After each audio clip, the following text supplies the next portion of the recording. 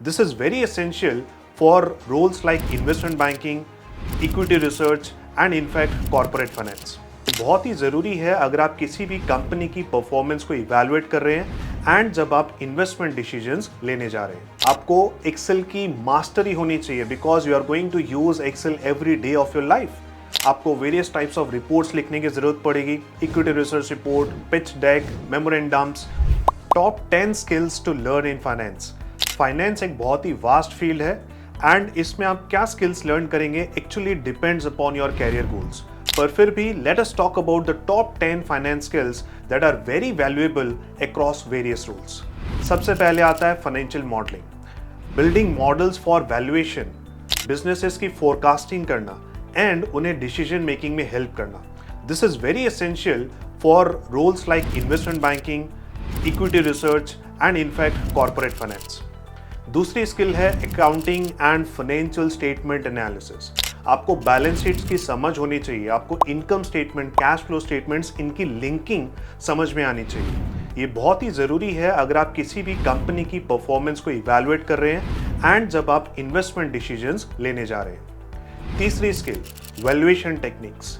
Valuation हम different method से करते हैं like DCF, discounted cash flow method, या कंपेरेबल कंपनी एनालिसिस, या फिर प्रेसिडेंट ट्रांजैक्शंस मेथड। एंड ये वैल्यूएशन जरूरी हैं, these are very crucial for activities like mergers and acquisitions या फिर प्राइवेट इक्विटी या in fact equity research.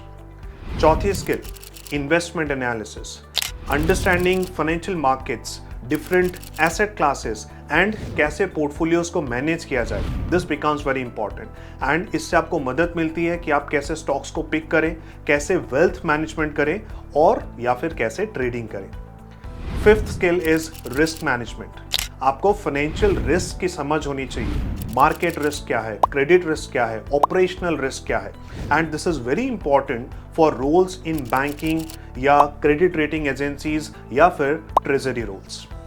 Sixth is Excel and financial tools.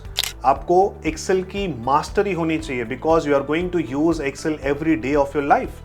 Then additional tools like VBA, Power BI. So these are going to help you in data analysis and financial modeling. इसके बाद बात करते हैं corporate finance या overall capital markets की knowledge. आपको date और equity finance की अंडरस्टैंडिंग होनी चाहिए, आपको IPOs का प्रोसेस समझ में आना चाहिए, आपको फंड रेजिंग की स्ट्रैटेजीज समझ में आनी चाहिए, right. So these are very crucial, these are very vital for roles, CFO roles या कॉर्पोरेट स्ट्रैटेजी रोल्स या even consulting roles. Next is personal finance and wealth management, knowledge of mutual funds, taxation, retirement planning, insurance. This is very important अगर आप financial advisory में जाना चाहते हैं और या फिर वेल्थ मैनेजमेंट में कैरियर बिल्ड करना चाहते हैं। And last and the most important one is soft skills including communication.